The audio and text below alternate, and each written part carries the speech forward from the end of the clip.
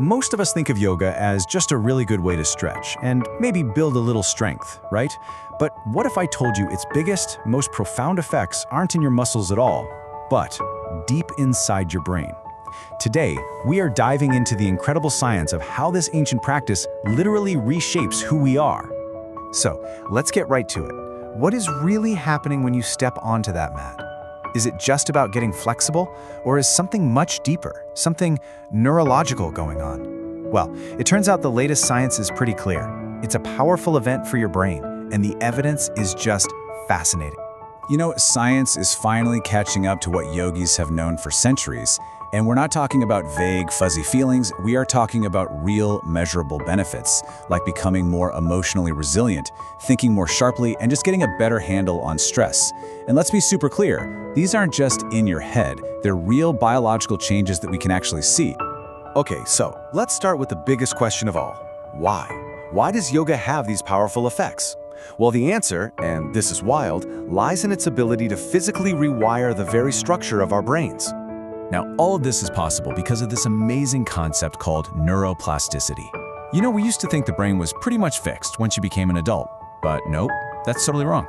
Your brain is constantly changing and reorganizing based on what you do and experience. And it turns out yoga, with its combo of movement, breath, and focus, is a super powerful driver of that change.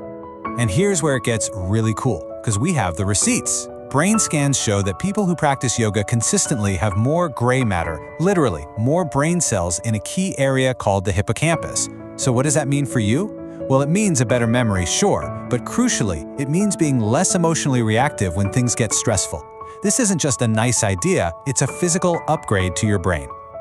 Okay, so we've established that yoga can change our brain's physical structure, but how does it actually make us feel less stressed out day to day? To get that, we need to take a quick look at our body's built-in alarm system. So this little flowchart here shows something called the HPA axis. Think of it as your body's emergency response system. The second your brain senses a threat, your hypothalamus kicks off this chemical chain reaction that, boom, ends with your adrenal glands pumping out cortisol, the famous stress hormone. It's an amazing system for survival.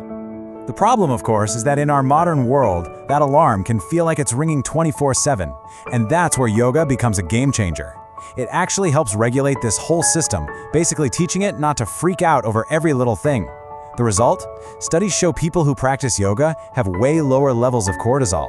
You don't just feel calmer, on a biological level, you are calmer. But it doesn't even stop with hormones. Yoga's influence goes even deeper, right into the brain's own internal pharmacy.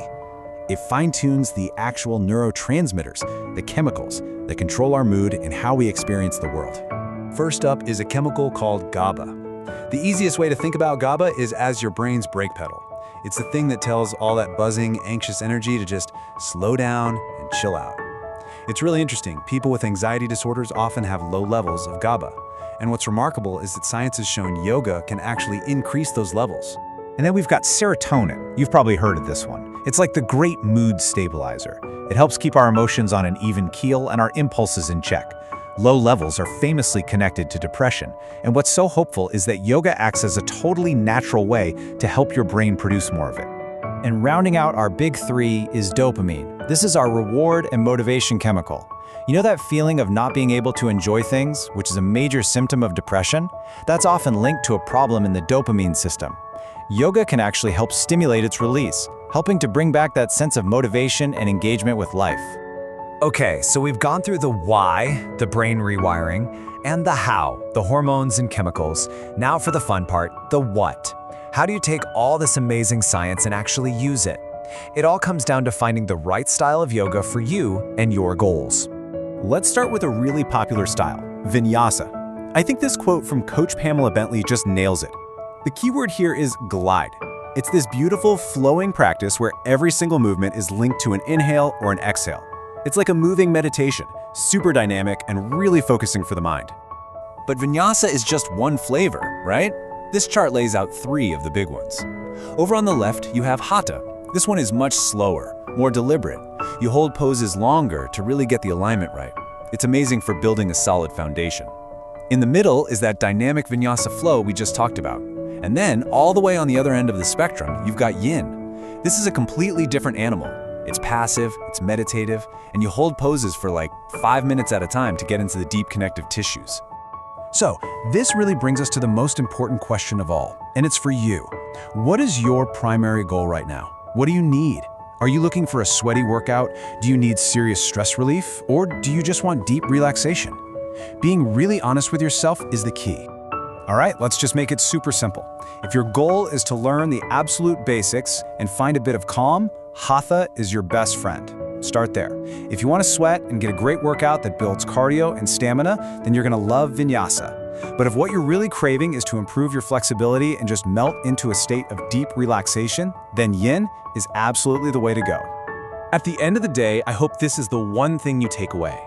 Yoga isn't just about changing the position of your body. It's about changing the very composition of your brain.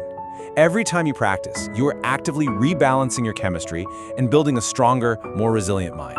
So really, the question isn't if you should do it, it's which practice is the perfect one for you, right now.